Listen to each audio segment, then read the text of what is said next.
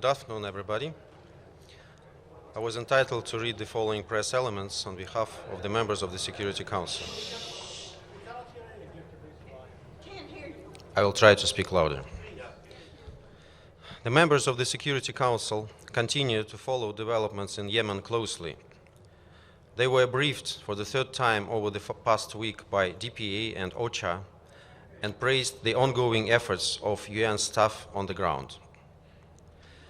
They noted that the Special Envoy's efforts on Hodeidah remained ongoing, and they asked to be kept updated in real time.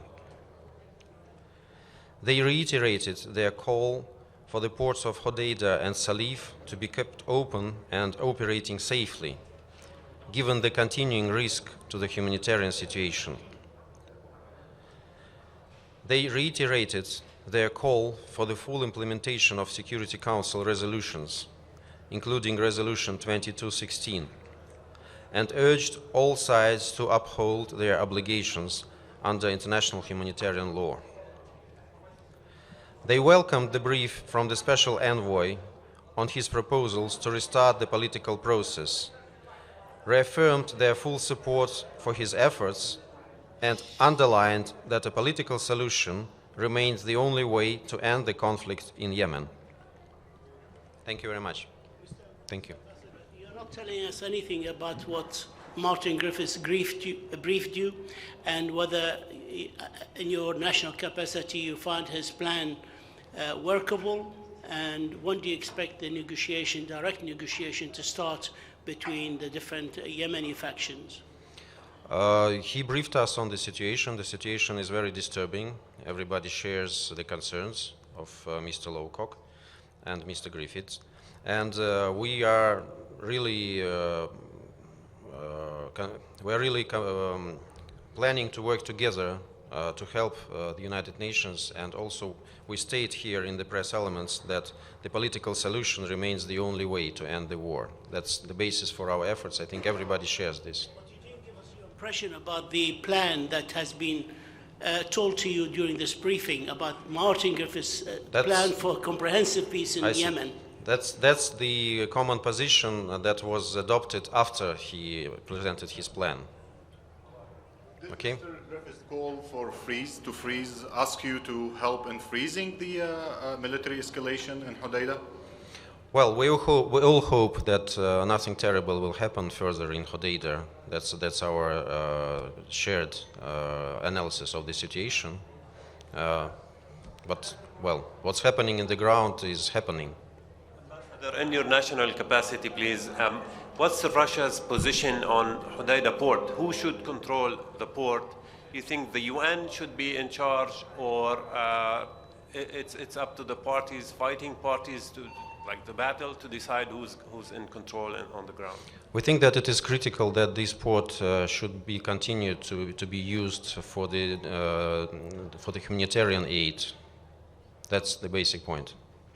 Ambassador, do you think it's time for the Security Council to take up another resolution, explore this option of calling for an end to hostilities? Does the Security Council have a responsibility?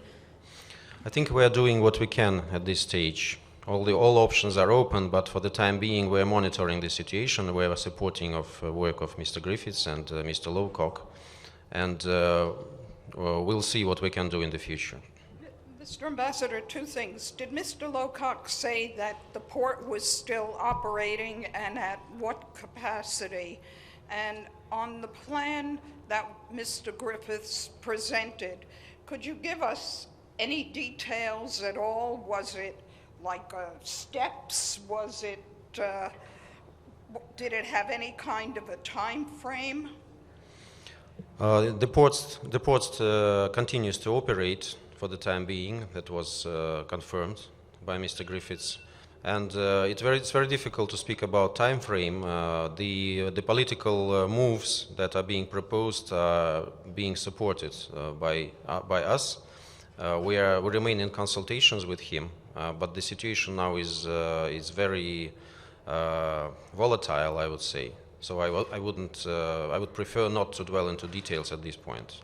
Ambassador, just to clarify, can this framework for peace talks go ahead while there's a military operation in Hodeidah? We have all our faith in Mr. Griffiths.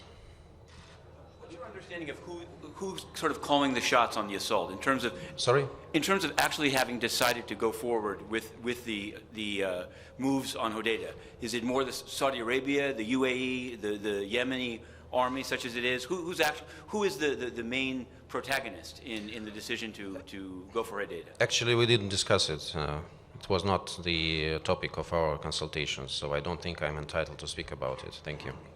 Ambassador, did Mr. Griffith brief you on how his negotiations with the Houthi rebels are going in terms of evacuating the city or the ports and where those stand? He's still confident, and we support him. Yeah. This was why I wanted to ask about any progress in his talks, because also he has two proposals, one on Hodeidah and one on the political process. Do you see that there is any progress on both tracks? We hope that he will succeed, so we have all the hope in him and all the support. So let's wait some time and see what will come out of this. Thank you very much. What is he doing next, Mr. Griffith? Is he going to Abu Dhabi? Or what's he doing? He didn't mention it to us, but he has all the authority to do the steps that he finds necessary. Thank you very much. Thank you.